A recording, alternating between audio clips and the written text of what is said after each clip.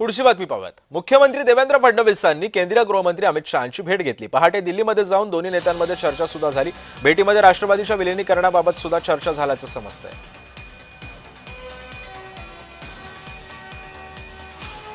दरम्यान मी पुन्हा एकदा जाणार आहे माझा सहकारी मनोज दारकडे। मनोज, काल बघितलं असेल आपण की मुख्यमंत्र्यांनी सुद्धा अमित शहांची भेट घेतली आणि आज सुनेत्रा पवार जेव्हा हा पदभार स्वीकारतील त्यानंतर त्या दिल्लीसाठी रवाना होणार आहेत। दोन्ही राष्ट्रवादीच्या विलीनीकरणासोबत मुख्यमंत्र्यांसोबत चर्चा झाल्याचं समजतंय का, किंवा कोणकोणत्या मुद्द्यांवरती मुख्यमंत्र्यांनी अमित शहांसोबत चर्चा केली आहे? बरोबर सिद्धेश, आपण या ठिकाणी बघितलं तर काल जिल्हा परिषद निवडणुकीचा निकाल हा लागलेला आहे आणि या निवडणुकीमध्ये पुन्हा एकदा भाजपने बाजी मारलेली आहे।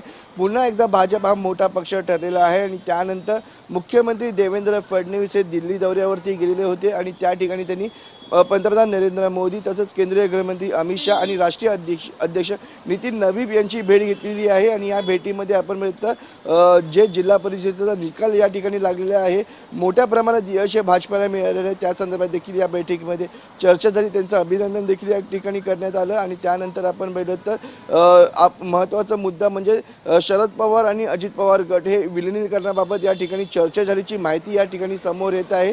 आणि आपण बघितलं हिरवा झेंडा हा पंतप्रधान नरेंद्र मोदी आणि अमित शाह यांनी दाखवला असं बोललं जातं आणि त्यानंतर मोठ्या प्रमाणात बैठक या शरद पवार आणि अजित पवार यांच्या झालेल्या आणि त्या संदर्भात देखील विलीनीकरणाबाबत ज्या प्रकारे शरद पवार गट म्हणत आहे आणि त्या संदर्भात या ठिकाणी चर्चाही केली गेलेली होती। मुख्यमंत्र्यांशी या संदर्भामध्ये चर्चा झालेली आहे असं माहिती समोर येते। आणि आज उपमुख्यमंत्री सुनेत्रा पवार हे देखील आज दिल्लीमध्ये जाणार आहे आणि त्या ठिकाणी देखील सुनेत्रा पवार हे वरिष्ठ नेत्यांची चर्चा करून केंद्रातल्या जे विलीनीकरण आहे शरद पवार यांचं त्या संदर्भात चर्चा करणार। त्यामुळे मुख्यमंत्री यांनी देखील आज विलीनीकरणासंदर्भात आपण नक्कीच मनोज, त्यामुळे एकंदरीतच आता या विलीनीकरणाबाबत फुल स्टॉप लागतो का या चर्चांना हे सुद्धा पाहणं आज महत्त्वाचं ठरेल। धन्यवाद तू दिलेल्या सविस्तर माहिती।